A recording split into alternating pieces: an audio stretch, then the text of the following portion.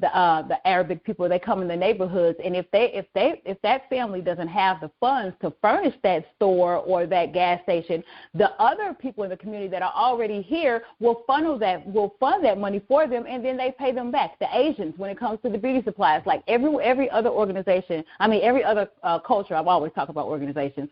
Every other culture is able to implement that because they have that unity, right? And we lack that unity because we are ripped apart from our cultural essence, the essence of our culture. And over a time period, it has manifested ourselves in division and in the individualistic mindset.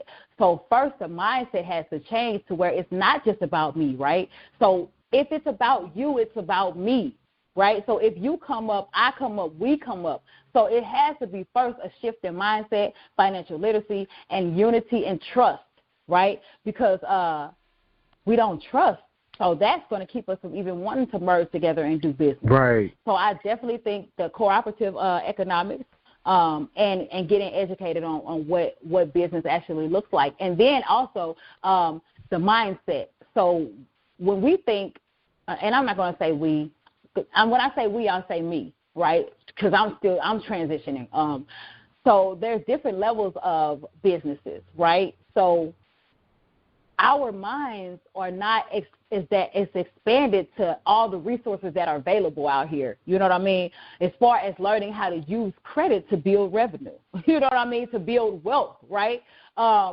They've been doing it, and I say they, you know what I'm talking about. They've been doing it since the beginning of time, right? But when we think business, we don't think mass business. We don't think residual income, passive income where I don't have to be there. We think more on a small business, which nothing's wrong with small business. I'm aspiring right now to get a small business so I can get a bigger business, right, to where I can duplicate myself, and I don't have to trade my time for money. You know what I'm saying? That I delegate that task, so now I could be over here building something, and then I delegate that task because your time is what's valuable, right?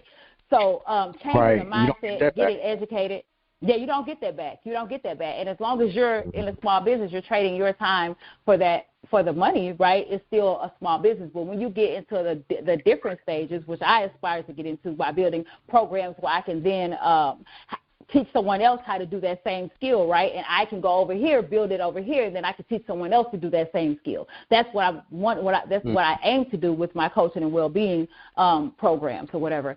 So just changing the mindset, trusting each other, getting educated, and actually just coming up with a solid group of people where you all can come together and invest your money into this project. That's right, and your mind, a meeting of the mind. And your mind. Because, my success is your success.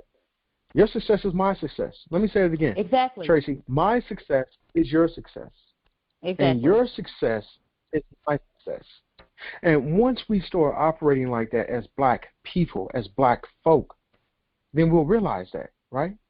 So we have a moral and spiritual obligation to help free us, to help free our minds.